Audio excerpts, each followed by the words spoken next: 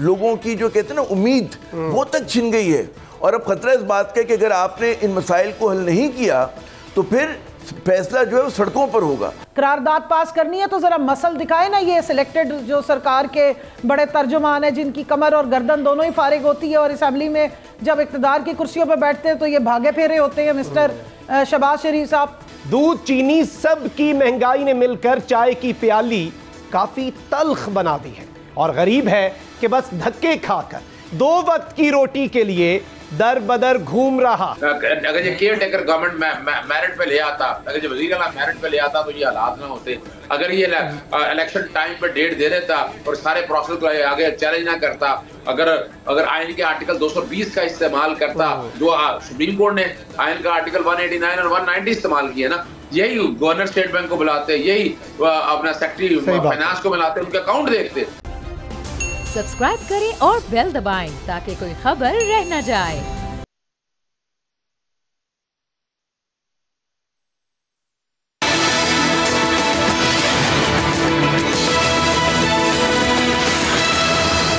अस्सलाम वालेकुम ख़वातीन व हज़रात, मैं हूं मखदूम शहाबुद्दीन और प्रोग्राम में मेरे साथ मौजूद हैं सीनियर एंकर पर्सन बोल आमिर ज़िया साहब। आप देख रहे हैं अब बात होगी।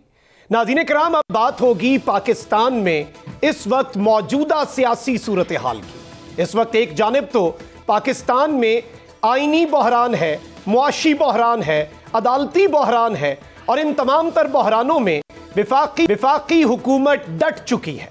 विफाकी हुकूमत डट चुकी है कि उन्होंने अदालत उज़्मा के तमाम तर फैसलों को नहीं मानना। विफाकी हुकूमत डट चुकी है कि पार्लियामेंट से अगर कानून साजी भी करनी है तो चीफ जस्टिस के इख्तियारात सलब करने के लिए। विफाकी हुकूमत डट चुकी है कि किसी भी सूरत कुछ भी ऐसा नहीं करना जो अवाम के मसाइल का हल हो। अगर विफाकी काबीना के इजलास भी बुलाने हैं, 24 घंटों में 2 नहीं 3 मरतबा भी बैठना है, तो सिर्फ और सिर्फ अपना इख्तदार बचाने के लिए।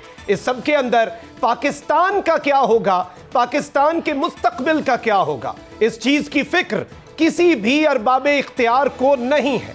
इस सब पर बात करेंगे। हमारे साथ प्रोग्राम में मौजूद होंगी पाकिस्तान तहरीक इंसाफ की सीनियर रहनुमा मुज़फ़्फ़र साहिबा और सीनियर कानूनदान अजहर सिद्दीक साहब।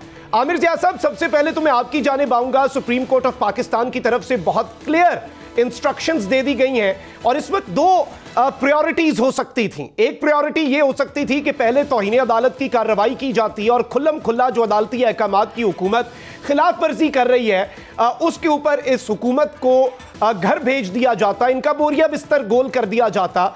लेकिन interestingly chief justice of Pakistan आइन के मुताबिक इंतखाबात जो हैं वो उनकी पहली प्रायोरिटी है और अब स्टेट बैंक को जो अहकामात दिए गए हैं इसके बाद जाहिर बात है बजट अरेंज होगा तो फिर सिक्योरिटी भी सुप्रीम कोर्ट अरेंज करके देगा।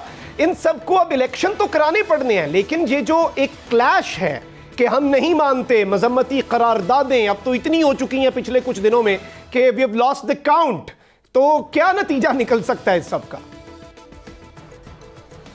मखदूम साहब, बिल्कुल आपने जो मंजर कशी की हालात की वाकई बहुत गंभीर हैं। बहुत ही ऐसे मखदूश हालात आपको माजी में इसकी मिसाल नहीं मिलती। और आपने बिल्कुल दुरुस्त फरमाया कि जहाँ पे माशी और सियासी बहरान है वहाँ पर इदारों के दरमियान जो तसादुम है, एक दूसरे के ख़िलाफ़ खड़े हो गए हैं कि पार्लियामेंट जो है वो सुप्रीम कोर्ट के ख़िलाफ़ साजिश कर रही है, बात करी। उसी तरह सुप्रीम कोर्ट को एसेट करना पड़ा, उसको तकसीम करने की कोशिशें हो रही हैं। तो आपको माजी करीब में इसकी कोई मिसाल नहीं मिलती। हाँ, 97 में मिलती है कि जब नून लीग ने हमला किया था सुप्रीम कोर्ट पे। अच्छा, ये जो हालात हैं इतने मखदूश हैं कि आप देखें कि सिर्फ कहते हैं ना कि हिज़्ब इख्तिलाफ ही इस पर तनकीद नहीं करिए, बल्कि नून लीग के अंदर से जो है खुल्लम खुल्ला इस चीज़ के ख़िलाफ़ अब जो है आवाज़ें उठ रही हैं, खुल्लम खुल्ला भी उठ रही हैं और अंदरून खाना भी जहाँ तक मेरी इत्तलातें उठ रही हैं। हमें पता है कि वो जो शाहिद खाकान अब्बासी साहब है और मिफ्ता इस्माइल साहब, वो मतलब है संजीदा जो पढ़े लिखे पाकिस्तानियों में उनकी बात जो है बड़ी उससे सुनी जाती है, मतलब वज़न दिया जाता है उनकी बात को।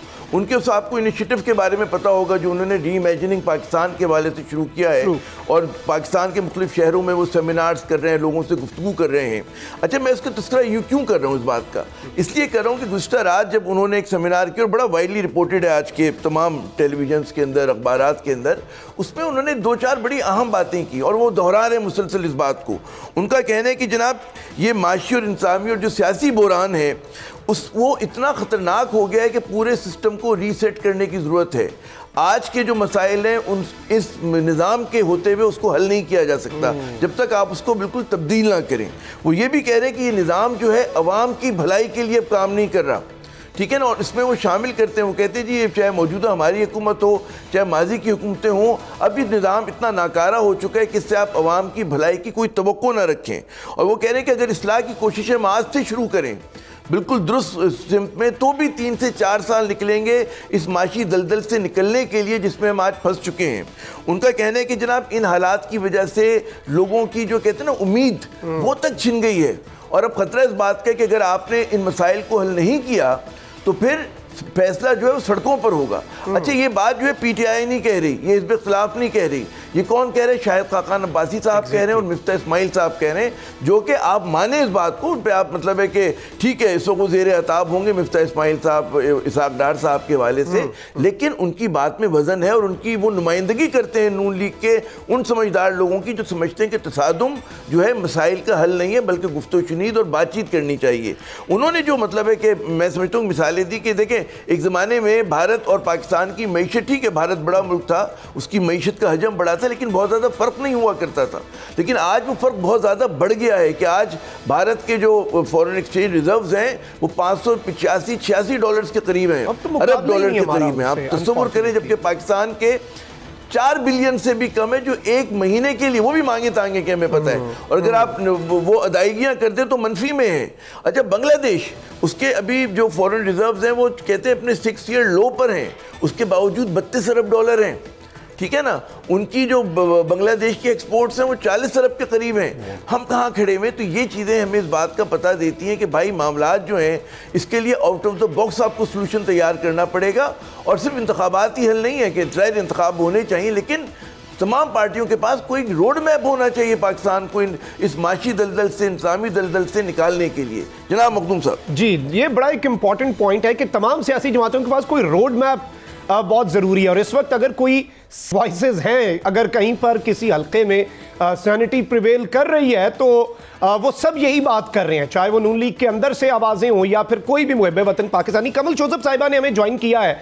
कमल जोसेफ साहिबा, thank you very much for your time. सबसे पहले तो ये बताइएगा कि इस वक्त मुकम्मल तौर पर जो ऐलान जंग है वो हुकूमत ने कर दिया हुआ है अदलिया के खिलाफ, और इस सब में हुकूमत और पीटीआई तो पहले ही आमने सामने थे। अब पीटीआई कहां पर खड़ी है? क्योंकि अदालत बहुत वाज़े है, आइन और कानून के साथ खड़ी है, पाकिस्तान की सुप्रीम कोर्ट क्लियर जजमेंट्स हैं, लेकिन इस सब में मुकम्मल तौर पे रोज़ाना कोई ना कोई करारदाद पार्लिमान की जानिब से, और ये पार्लियामेंट को सुप्रीम कहकर जो कुछ करने की कोशिशें हो रही हैं, इस सब में पीटीआई कहां पे खड़ी है? बिस्मिल्लाहिर्रहमानिर्रहीम, थैंक यू वेरी मच। आप देखिए, सबसे पहले तो मैं प्रोटेस्ट करती हूँ जिस तरीके से अली जैदी साहब को, जो से इनके प्रेसिडेंट है पाकिस्तान तहरीक इंसाफ की जानिब से, जिस तरह उनको इंसाफ हाउस कराची से जिस तरीके से अगवा किया गया है। आज आपने फुटेजेस देख ली हैं, पूरे नेट पे, इस वक्त इंटरनेट पे भी, सोशल मीडिया पे अवेलेबल हैं, किस बदतमीज़ी से उनको घसीट कर लेके जा रहे हैं सादा कपड़ों में नामालूम अफराद जिन्होंने अपने मुंह ढांपे हुए हैं। और ये कोई सलूक है? ये अवामी नुमाइंदों के साथ इस मुल्क को आपने कहाँ लेके जाना है? ये मुल्क मेरे बड़ों ने, आपके बड़ों ने, अली हैदर जैदी के बड़ों ने कुर्बानियां दे के इसलिए बनाया था कि आप यहाँ पे जंगल का कानून बना दें, जिस वक्त जिसको दिल करे उठाए और ले जाए। उसके बच्चे इस वक्त तड़प रहे हैं। पहले आपने अली अमीन गंडापुर के साथ ये सलूक किया है, दर्जनों आप FIR काट देते हैं। चाहे आपके बोल टीवी का इस वक्त जो मैनेजर एक सीनियर लेवल का बंदा, उसको गायब किया हुआ है, उसकी माँ तड़प रही है, इधर अली जैदी की वालदा, उसकी बेटियां, उसकी बेटी का भी मैसेज आया है, उसकी बुजुर्ग वालदा है, उसकी बीवी, सब तड़प रहे हैं। आप उठा के ले जाते हैं बंदों को। कोई शर्म हया रह गई है इस मुल्क में? इस आइन और कानून की कितनी तजलील करनी है? आप बता दें हमें कि इसको उठा के जो आप लोगों के अल्फाज रहे हैं या जिस तरीके से इस मुल्क को आप चला रहे हैं, कि इसको आप कहाँ रखना चाहते हैं? क्या इसको आपने सुप्रीम रखना है? इस तरीके से सुप्रीम रखा जाएगा? आपने जो अदालत की बात की वो इसी चीज से जुड़ी हुई है। ये कौन सी असेंबली है? ये डिफंग असेंबली है, एक माइनॉरिटी की मुसल्लत शुदा असेंबली है जो चल रही है, जिधर आप जो मेजॉरिटी इलेक्टेड जमात है उसको आप आने नहीं दे रहे। धोखे से आपने जो है वो सारे पहले इस्तीफे जो है पहले आप मंजूर नहीं कर रहे थे, फिर आपने इलेक्शन रोक दिए, उसके बाद अब आप जो MNAs है उनको आलम बाला में पार्क कर दिए कि वो MNA भी हैं लेकिन वो असेंबली में नहीं आ सकते, ताकि आप ये झूठे वारदातें छुप के जो है वो यहाँ से करें। अब मैं आपके सवाल का जवाब देती हूँ। मुझे ये बताइए, क्या उस वक्त असेंबली या पार्लियामेंट सुप्रीम नहीं थी 3 अप्रैल की रात को, जिस वक्त कासिम सूरी की रूलिंग को जो है सुप्रीम कोर्ट में अस्कुत नोटिस के तहत सेट असाइड किया गया, जिस वक्त एक टूटी हुई जो हुकूमत थी, इलेक्शन कॉल कर लिए गए तो उसको जोड़ा गया एल्फी से वापस। उस वक्त तो सुप्रीम कोर्ट सुप्रीम थी, उस वक्त तो यही जजेस बहुत अच्छे थे। हम तो इनके खिलाफ नहीं गए, हमने तो इनके खिलाफ कैंपेन्स नहीं चलाई, हमने तो जलसों में इनकी तस्वीर दिखा के और बेइज्जती का या जो क्या कहते हैं कोर्ट के खिलाफ जाके कोई नैरेटिव नहीं बनाया। हमने उस पर सबमिट किया और जाके आईनी लड़ाई और अपनी सियासी लड़ाई जो है वो सियासत के अखाड़े में लड़ी है। ये कौन से फोर्सेस है, ये कौन से लोग हैं जो सुप्रीम कोर्ट को डिफंग करना चाहते हैं, जो आइन को मुअत्तल कर चुके हुए हैं। अगर आपने आइन के आर्टिकल्स को नहीं मानना, अगर आपने सुप्रीम कोर्ट के डिसीजंस को भी नहीं मानना और असेंबली से 42 लोग, 342 की असेंबली में से 42 रिजर्व सीट के लोगों को नामालूम लोगों से साइन करवा के आप करारदादे जो है वो पेश करें जिसकी कोई हैसियत नहीं है। करारदाद पास करनी है तो ज़रा मसल दिखाए ना। ये सिलेक्टेड जो सरकार के बड़े तर्जुमान हैं जिनकी कमर और गर्दन दोनों ही फारिग होती है और असेंबली में जब इक़्तिदार की कुर्सियों पर बैठते हैं तो ये भागे फेरे होते हैं। मिस्टर शहबाज शरीफ साहब करते साइन करारदाद पे, इनकी काबीना साइन करती करारदाद पे, एक अक्सरियत लेकर आती करारदाद को। क्यों डरते हैं आप? आपने पूछा पीटीआई कहाँ खड़ी है। देखिए ये सारी करारदादें और ये जितना जुल्म और जबर हो रहा है, ये पीटीआई एक अवाम की तर्जुमान जमात है। इस वक्त अवाम और पीटीआई एक जगह खड़ी है, बाकी सब दूसरी तरफ खड़े हैं। पीटीआई को आप ब्लॉक करते हैं हर तरफ से कि आइन और कानून की जो बालादस्ती की लड़ाई है वो कौन लड़ रहा है इस वक्त सिवाय इमरान खान के, और कौन है? 13 जमाती इत्तेहाद एक तरफ है। आप इन्हीं की पुरानी ऑडियोज वीडियोस निकाल के दिखाएं। आजकल तो वैसे ही ऑडियो वीडियो का सीजन है, लेकिन कोई ढंग की भी वीडियो दिखा दे। नवाज शरीफ की वीडियोस दिखाइए कि 1 सेकंड भी मैं आगे नहीं होने दूंगा। कई वजीर आजम कुर्बान सुप्रीम कोर्ट की जो डिसीजन आया था यूसुफ रजा गिलानी के। आज इत्तेहाद बैनुल मुजरिमीन है तो आपको सारी बातें भूल गई हैं। आज आपके सारे नजरियात खत्म हो गए। 1973 का आइन जो हलक से आवाज निकालते हैं फजलुर रहमान साहब, आज वो किधर जन्नत के हलवे खाते फिर रहे हैं? क्यों भूखा, क्यों नहीं दिमाग उसका काम कर रहा? क्यों? क्योंकि मुकमका की सियासत है। इन्हें पता है आवाम किधर खड़ी है, इन्हें पता है। और वो बात वो कह रहे हैं ना, इनका राना सनाउल्लाह आके अपने फेवरेट टॉक शो में बैठ के बोल रहा था, अपने वो जो 1 साइडेड शोज कर रहे होते हैं कि जी जब तक इमरान खान पीछे नहीं हट जाता, जब तक जो है वो ये कह देता है कि मैं सियासत से ही नहीं फारिग हो रहा, हम इस मुल्क में जो है इलेक्शन नहीं होने देंगे।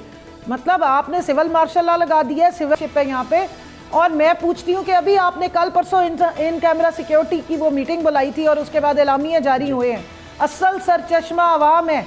अगर चीफ ऑफ आर्मी स्टाफ ने ये बयान दिया तो अवाम की बात तो सुने, पूछे बताएं अवाम क्या कह रही है।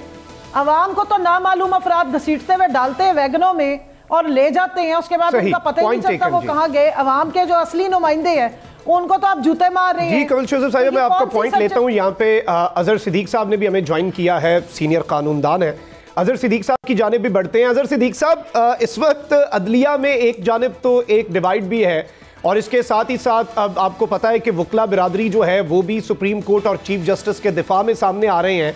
तो इस सब में डू यू थिंक के we are at the verge of a new lawyer movement, एक और मूवमेंट जो एक पहले भी हमने देखी और बड़ी कामयाब भी रही? क्या हालात उस तरफ को जा रहे हैं? क्योंकि हुकूमत जो है वो तो मुकम्मल तौर पे चढ़ दौड़ चुकी है और अदलिया जो है उसके साथ खुली जंग है। देखिए एक बात तो बड़ी वाज़ेह तौर पर है कि मौजूदा हुकूमत डिवाइड एंड रूल के प्रिंसिपल पर है और अदलिया में तकसीम की बहुत बड़ी घिनौनी साजिश में कसूरवार शरीक कह सकते हैं। 1997 में भी यही वो चेहरे थे जहाँ जस्टिस सजाद अली शाह साहब की कोर्ट के साथ इन्होंने जो कुछ किया वो रिकॉर्ड है। लेकिन ये अब उन्हें अंदाजा नहीं है जस्टिस सजाद अली शाह साहब का दौर नहीं है, ये चीफ जस्टिस उमर ताब इंदयाल साहब में जो रेड लाइन है।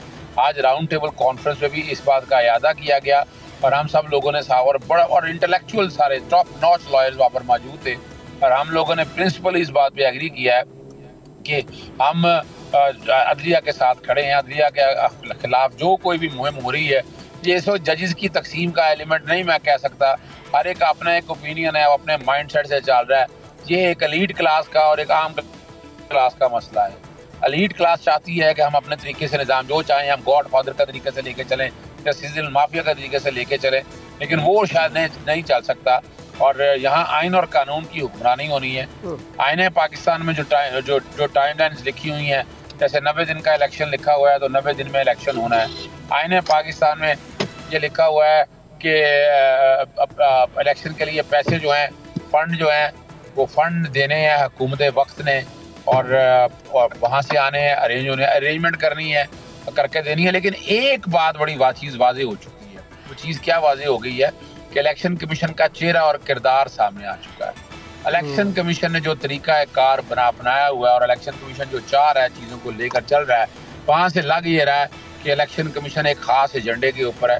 इलेक्शन कमीशन वैसे बुरी तौर पर नाकाम हो चुका है साफ शफाफ इलेक्शन कराने के हवाले से। अभी आप देख लें कि ऐसी भी निगरान हुकूमतें हमने कोई देखी हैं, इस निगरान हुकूमत का किरदार देख लें।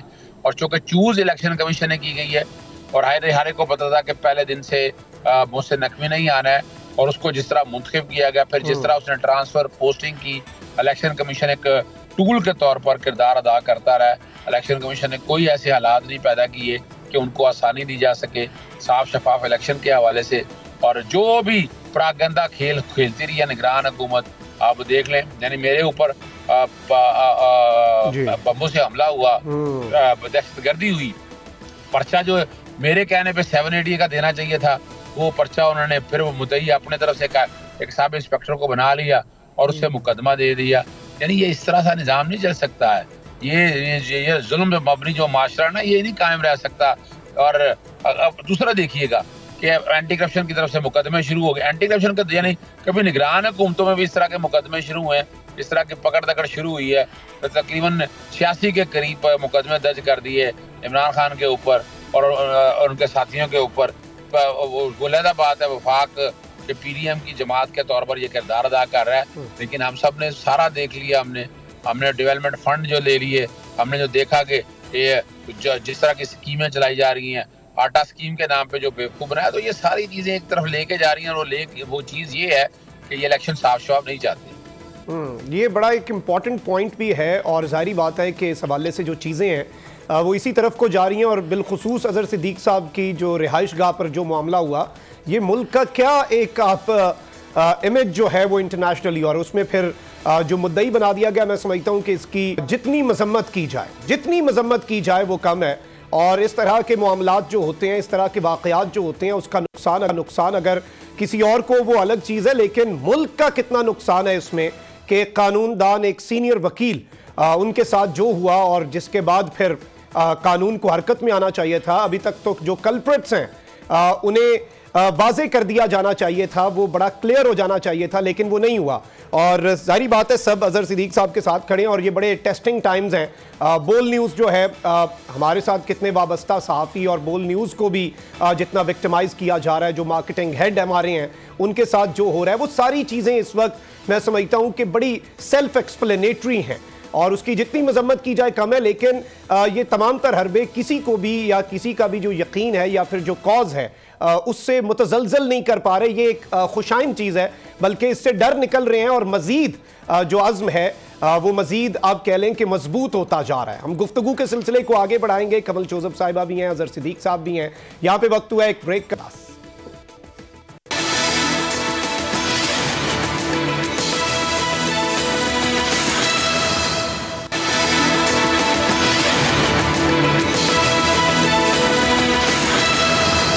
Welcome back after the break पे जाने से पहले मुल्की हालात पर गुफ्तगू हो रही थी। आमिर ज़िया साहब, एतजाज़ हसन साहब को भी मैं सुन रहा था और उनका कहना था कि ना सिर्फ 14 मई को इंतखाबात होने हैं, बल्कि यही वज़ीर आज़म और यही हुकूमत वो इंतखाबात करवाने पर मजबूर हो जाएंगे। ऑल्दो ये करवाना तो नहीं चाह रहे, लेकिन इस सब में अब जिस तरह से स्टेट बैंक को डायरेक्टली ऑर्डर दिया गया है और फिर जो रिपोर्ट मांगी गई है, इंटरेस्टिंगली उसमें भी यही कहा गया है कि एक जुमले की बस रिपोर्ट चाहिए मंगल के दिन कि the funds have been transferred, इससे ज़्यादा कुछ नहीं सुना जाएगा।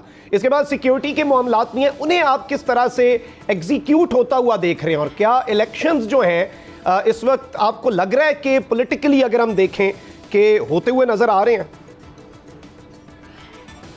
देखिए, वो जो उनकी रजायत पसंदी है एतजाज़ हसन साहब की, वो अपनी जगह के ऊपर, लेकिन मुझे जो लग रहा है कि इस वक्त जो मूड है हुक्मरानों का, हुकूमत का, वो कोई ना कोई तरकीब लड़ाएंगे कि जनाब इस चीज़ को होने ना दें स्मूथली, जो मुझे उनके अज़ाइम नज़र आते हैं। और आपको उसका याद है जो उनके वज़रा के बयानात में मिलता है, इंटरव्यूज़ में मिलता है, खुद वज़ीर आज़म का जो कंडक्ट है उससे मिलता है, पार्लियामेंट को जिस तरह से इस्तेमाल किया जा रहा है वो इस बात की निशानदेही करती है, गमाज़ी है उस चीज़ की कि जनाब इनका इरादा जो है इंतखाबात की तरफ जाने का नहीं है। और उसके लिए आप देखें किसी भी हद तक जा रहे हैं। और उसमें फिर जैसे कि भी शोजब साहिबा बता रही थी कि PTI के कारकुनों को, रहनुमाओं को जिस तरह से पकड़ा जा रहा है, उसमें सहाफ़ियों को, सहाफ़ती इदारों को जिस तरह से दबाव में लाया जा रहा है, वो सबके सामने है।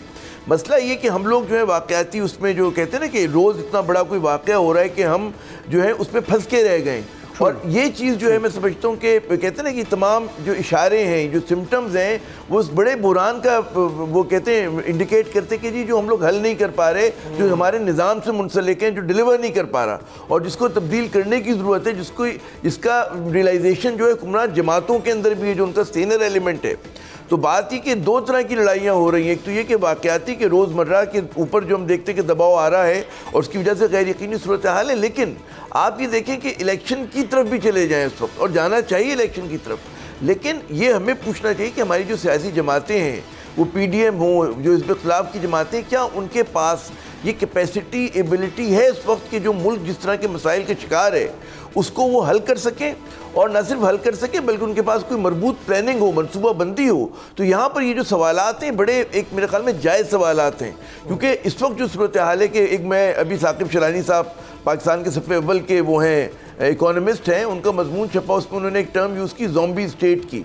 और ज़ॉम्बी स्टेट से उनकी मुराद ये थी कि जो मुल्क माशी तौर पे कोलैप्स कर गया हो और जो अपने कर्जा उतारने के लिए मज़ीद कर्जा ले रहा हो, ठीक है, जो सिर्फ बराए नाम आज़ाद हो और उसके पास बराए नाम इक़्तिदार आला हो, सोवरेनिटी हो, तो वो इस वक्त आपकी मुल्क की सूरत हाल है, इतनी गंभीर है। अब उसमें आप फिर जब अपने हुक्मरानों का कंडक्ट देखते हैं कि बजाय स्टेप बैक करने के, बजाय कहते हैं मसाइल को हल करने के, ज़रा सा जो एक आपके टेंशन, तनाव, कशीदगी है उसको कम करने की जगह ये मज़ीद बढ़ा रहे हैं, तो ये मुल्क को नुकसान पहुँचा रहे हैं। और खुदा ना खास्ते एक बार चीज़ें हाथों से निकल गई। पाकिस्तान में देखें 4-5 बड़े शहर हैं, उसके अंदर भी हमें पता है कराची जैसे शहर बड़ा मतलब अफरा तफरी यहाँ पर हो सकती है, बड़े शहरों में अफरा तफरी हो सकती है, मुसल्लह जत्थे हैं यहाँ पर, ठीक है ना, एक लॉलेसनेस है यहाँ पे, जो कानून नाफिज करने वाले इदारे हैं, पुलिस जैसे इदारे, वो कमज़ोर हैं। हमारी बेबसी का ये आलम है कि हम सेंसस नहीं करा पाते, ठीक है, सही तरह से मर्दमशुमारी नहीं करा पाते। तो अगर चीज़ें अनरेवल होना शुरू हो गई, खुदा ना खास्ता खाकम बदहन, तो कहाँ जाके रुकेंगी। तो दसबस्ता आप अपील कर सकते हैं अपने इदारों से, सुप्रीम कोर्ट अपना किरदार अदा कर रही है, पाकिस्तान फ़ौज को देखना चाहिए। बड़ा अच्छा बयान आया आर्मी चीफ का कि जनाब उन्होंने कहा जी फैसला जो है आगे चलने का जो भी होगा वो हमारे नुमाइंदे करेंगे इलेक्टेड, और हमारी को कहते हैं ना असेंबलीज करेंगी, पार्लियामेंट करेगी। बस मसला ये कि ये जो पार्लियामेंट है बिल्कुल होना ऐसे ही चाहिए, लेकिन ये पार्लियामेंट जो है हमने देखा जो भी कानून साजी कर रही है ये चंद ख़ानदानों को फ़ायदा पहुंचाने के लिए करी, अपने आप को फ़ायदा पहुंचाने के लिए। तो ज़रूरत इस बात की कि हकीकी मानों में जो आपके दोबारा से एक फ्रेश मैंडेट के साथ लोग आएँ ताकि वो मुल्क को इस बुहरान से निकालें। जनाब जी, ये बड़ा एक इम्पॉर्टेंट चीज़ आपने आमिर ज़िया साहब हाईलाइट किया है कि मुल्क को बहरान से निकालने के लिए और सबको स्टेप बैक करना बड़ा ज़रूरी है। कमल शोजब साहिबा, एक चीज़ है कि देखें मुज़ाकरात के ऊपर आमादगी भी बहुत मरतबा ज़ाहिर की गई और गवर्नमेंट जो है वो भी कहती है कि ठीक है जी हम बैठ जाएंगे, और जब जब मुज़ाकरात की बात होती है, जब जब अफ़ाम तफ़हीम की बात होती है, अभी एक और गिरफ्तारी हो गई है, कुछ इत्तलात ये भी आ रही हैं, बल्कि अगर आपके पास भी इस हवाले से कुछ इत्तलात हों कि ईद के दौरान भी ज़मान पार्क में कोई ऑपरेशन हो सकता है, तो ऐसी सूरत हाल के अंदर एक जानिब मुज़ाकरात की बात हो, एक जानिब स्टेप बैक करने की बात हो, वहीं दूसरी जानिब बंदे को घसीट के लेके चले जाएं सीनियर रहनुमाओं को, तो ये तो बड़ा क्लियर मैसेज है कि गवर्नमेंट जो है वो किसी भी सूरत मुज़ाकरात की मेज़ पे नहीं आना चाह रही। देखिए आमिर ज़िया साहब जो है ना ये बड़े डिसेंट आदमी हैं और मैं कहूँगी बड़े मासूम आदमी हैं। अभी जो इन्होंने बयान दिए ना आमिर ज़िया साहब, माजरत के साथ आपने जो बयान दिए वो एक नॉर्मल डेमोक्रेसी में, एक नॉर्मल हुकूमतें जहाँ आ रही हों, जा रही हों, जहाँ आइन चल रहा हो, वहाँ पे जो बातचीत आप कर रहे हैं उस तरीके की बातचीत होती है। आपने अल्फाज इस्तेमाल किए हुक्मरानों, लफ्ज़ इस्तेमाल किए हुक्मरानों। माजरत के साथ ये हुक्मरान नहीं है ना, ये मैंडेट लेकर आए हुए हैं। ये एक सफाक मुसल्लत इम्पोर्टेड सिलेक्टेड टोला है जिसको बैकडोर से हमारे ऊपर मुसल्लत किया गया। और आपको माजरत के साथ ये भी बता दूं कि इस मुल्क को ठीक करने ना आए थे ना करना चाहते हैं। ये तो हमारे जैसे बेचारे दीवानों के ख्वाब हैं कि अच्छा मुल्क को बहरान से निकालना है, कहीं सिविल अनरेस्ट ना हो जाए। ओ भाई, ये तो आए इसी काम के लिए, मुल्क चलते को बहरान में डालने आए थे। वो माशाल्लाह उनकी अचीवमेंट पूरी हो गई। 6.1% ग्रोथ रेट से -0.6 ग्रोथ रेट, यानी 0 अंडे पे ले आए हैं मुल्क को। उसके बाद आप कह रहे हैं कि सिविल अनरेस्ट ना हो जाए, तो पूरी कोशिश कर रहे हैं कि सिविल अनरेस्ट हो जाए। वो तो हर तरफ तीली लगाते हैं, उन्होंने पहले पूरा तेल फेंका और उसके बाद अब वो पूरी कोशिश कर रहे हैं कि कोई तीली लग जाए, कोई आग भड़क उठे, उसमें एक तमाशा हो और फिर वो कहें कि देखें जी हालात बहुत ख़राब हैं, वो जी कच्चे और पक्के डाकू इकट्ठे हो गए हैं। अब पक्के डाकू अगर कच्चे का ऑपरेशन करवाएंगे और उसको बहाना बना के इलेक्शनों से भागेंगे, मसला तो सारा ये कि वो इलेक्शन चाहते ही नहीं है। Over to you. मुझे एक मिनट जुमले कंप्लीट पहले देखें, मुझे एक मिनट जरा पूरा करने बात कर ले, मैं डिसएग्री नहीं करी। जी जी श्योर। मैं सिर्फ इतना कहना चाह रही हूँ कि ये असेंबली एक डिफंग असेंबली है, ये वन साइडेड असेंबली है। इसके मुताबिक जो बयान आया है चीफ साहब का, माजरत के साथ, वो आना चाहिए था जब मुल्क में सारी असेंबलियाँ परफॉर्म कर रही हों, जब मुल्क में एक प्रॉपर अपोजिशन और एक प्रॉपर हुकूमत बैठी हो, फिर उनकी बात को हम सल्यूट करते कि बहुत अच्छी बात की है। इस वक्त तो हालात ही ऐसे नहीं है। एक असेंबली आपकी डिफंग, मुसल्लत शुदा लोग मौजूद हैं, सारे जो एक जमातों का टोला इत्तेहाद एक तरफ है, एक पार्टी को आप सारे मिलकर दीवार से लगा रहे हैं। दूसरी बात जो आपने कहा कि जी डायलॉग किससे करना है, आपने सही बात की है, डायलॉग वो करना ही नहीं चाहते। उनका इंटीरियर मिनिस्टर वो आके राना कातिल बातें कर रहे हैं कि इमरान खान को तो हमने फाइल लगा के छोड़ना है, इसको तो हमने दीवार में चुन के छोड़ना है, ये हटेगा, इसको हटाया जाएगा, पीटीआई पूरी तोड़ेंगे, फिर हम अपनी मर्जी से आएंगे। ठीक है। दूसरी बात, ये इलेक्शन हमने नहीं होने देने।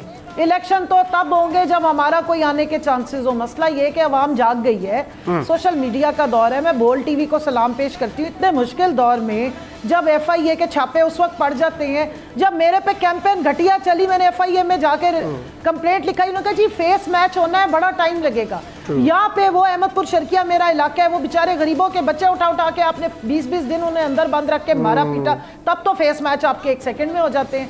इदारों को आप पर्सनल उसके लिए मैंडेट के लिए अपने वेंडेटास के लिए इस्तेमाल करें और आपने का ज़मान पाक बिल्कुल पॉइंट टेकन। वक्त की कमी है। मैं आमिर ज़िया साहब का एक शॉर्ट टेक लेके फिर अजहर सिद्दीकी साहब की जानिब आऊंगा। आखिरी बात एक सुन ले, लास्ट जुमला। हमें सजा मिल रही है मुल्क से मोहब्बत करने की और इस मुल्क की हकीकी आज़ादी की ख्वाहिश करने की, और अवाम को भी सजा इसी बात की मिल रही है। जो भूख इफलास उन पे मुसल्लत की जा रही है ना, थी नहीं, जो उनको भिकमंगा बनाया जा रहा है, ये बाय चॉइस नहीं है, ये इम्पोज किया जा रहा है। ये बेगर्स कांट बी चूजर्स की जो बात हुई थी ना आने से पहले, और हम जी वेंटिलेटर पे हैं, ये वो प्रूफ की जा रही है। जी over to you Aamir Zia साहब। शोदब साहिबा, बात ये है, बात ये कि जो है ना, जो इस मुल्क में और हमारे समाज में कुछ सादा और मासूम लोगों को भी मतलब उनके लिए जगह होनी चाहिए। उन लोगों की जगह होनी चाहिए कि जो ज़रा सा कहते हैं ना कि ठीक है, आप बिल्कुल आपकी जो शिकायतें हैं, शिकवे हैं, बिल्कुल अपनी जगह पे दुरुस्त होंगे और हैं, ठीक है ना, लेकिन कुछ ऐसी बात भी होनी चाहिए कि कोशिश करें कि चीज़ों को डिफ्यूज़ करें। मुझे पता है अजहर सिद्दीकी साहब की बारी है, मेरा सिर्फ अर्ज़ ये करना है कि हमें पता है कि हालात बहुत गंभीर हैं, हमें अंदाज़ा है कि जो आपकी पार्लियामेंट है ना मुकम्मल पार्लियामेंट है, तमाम मसाइल का हमें अंदाज़ा है, लेकिन क्या हुकूमत में इदारों में ऐसे लोग हैं, और मुझे पता है कि जो इतना ही उनको तशवीश होगी इन मामलात पे जितनी मुझे और आपको है, और वो चाहते हैं कि सिचुएशन जो है बेहतर हो।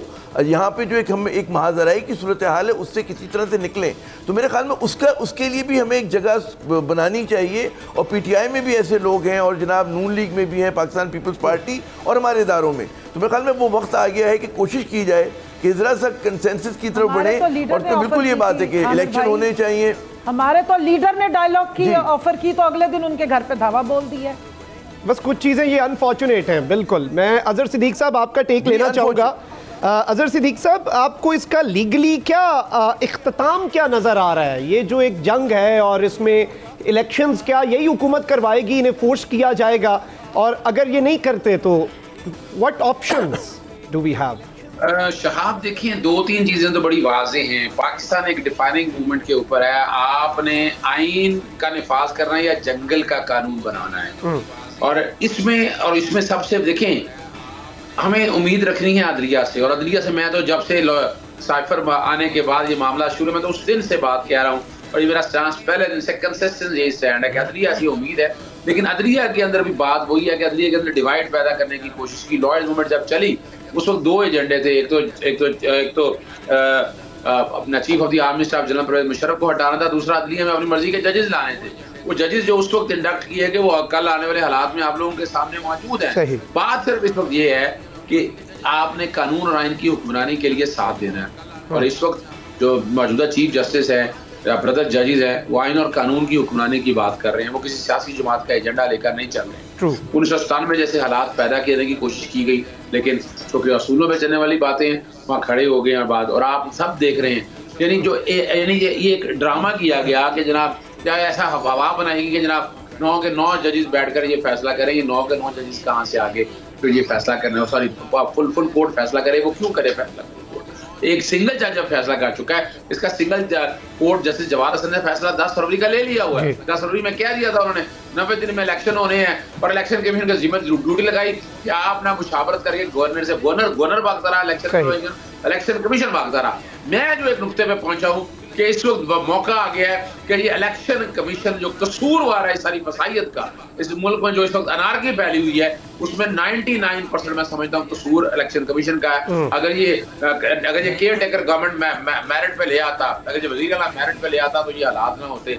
अगर ये इलेक्शन टाइम पे डेट दे देता और सारे प्रोसेस को आगे चैलेंज ना करता, अगर आइन के आर्टिकल 220 का इस्तेमाल करता, जो सुप्रीम कोर्ट ने आइन का आर्टिकल 189 और 190 इस्तेमाल किया ना, यही गवर्नर स्टेट बैंक को बुलाते, यही अपना सेक्रेटरी फाइनेंस को बुलाते, उनके अकाउंट देखते। सुप्रीम कोर्ट ने क्या किया? अगर इलेक्शन कमीशन अपना काम करता तो शायद ये बहरान जो है, जो बहरान आज हम विटनेस कर रहे हैं, ये ना देखना पड़ता। अजहर सिद्दीक साहब, कमल जोसेफ साहिबा, आपका बहुत शुक्रिया। यहाँ पे वक्त हुआ एक ब्रेक का, स्टे विद अस।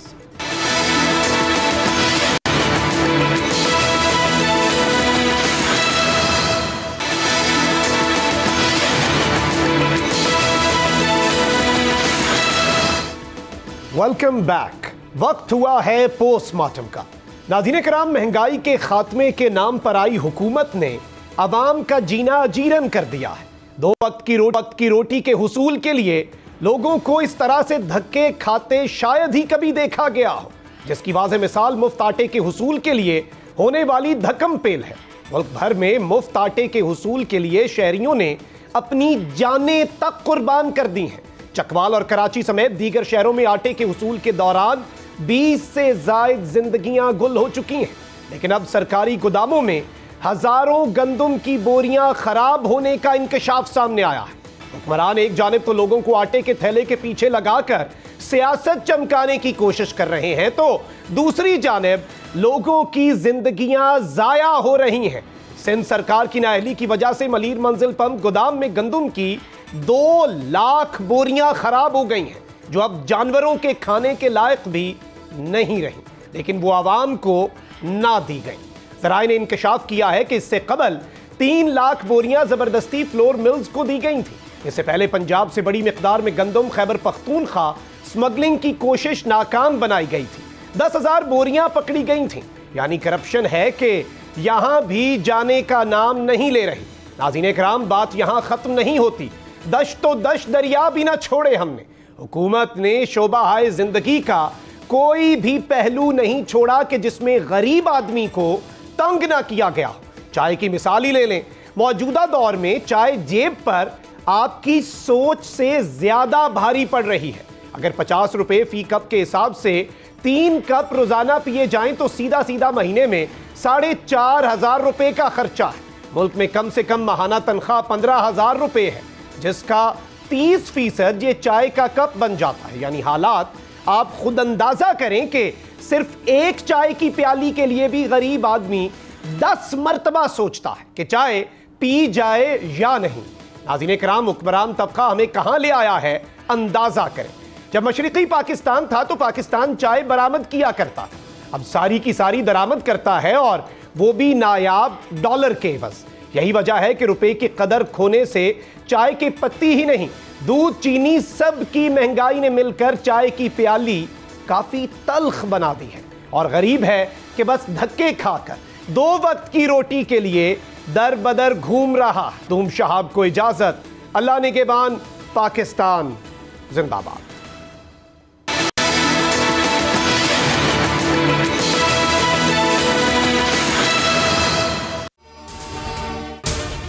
अगर आपको ये वीडियो पसंद आई है तो सब्सक्राइब करें और बेल आइकन पर लाजमी क्लिक करें। हवाए नफ्स की है हुक्मरानी, लुटेरा कर रहा है पासबानी। बोल न्यूज के मार्केटिंग हेड आकाश राम ताहाल लापता, तफ्तीशी इदारे जवाब देने से कासिर। अहले खाना परेशान, बेटे की जुदाई में माँ गम से निढाल। जो बच्चों हिंदू पर आए थे जो कोन पाकिस्तानी, मुझे मेहरबानी करे पंहिंजो आकाश वापस कयो। हुकूमत से बेकसूर और मुहिब्बे वतन बेटे की बाजियाबी के लिए फरियाद। समी इब्राहिम और सिद्दीक जान का सुप्रीम कोर्ट के बाहर एहतजाजी कैंप का ऐलान कि सोमवार के दिन से हम सुप्रीम कोर्ट ऑफ पाकिस्तान के सामने कैंप लगाएं और हम सब सुप्रीम कोर्ट ऑफ पाकिस्तान के सामने बैठ जाएं और उस वक्त तक नहीं उठेंगे जब तक आकाश वापस नहीं आए। मुश्किल की इस घड़ी में आलमी मीडिया ने भी उठाई आवाज। CNN, आज तक, इंडिया टुडे, टाइम्स नाउ समेत आलमी मीडिया ने आकाश राम के अगवा के खिलाफ दिया बोल का साथ। उफ क्या जुल्म है, बोल इंसाफ का मुंतजिर। सब्सक्राइब करें और बेल दबाएं ताकि कोई खबर रह न जाए।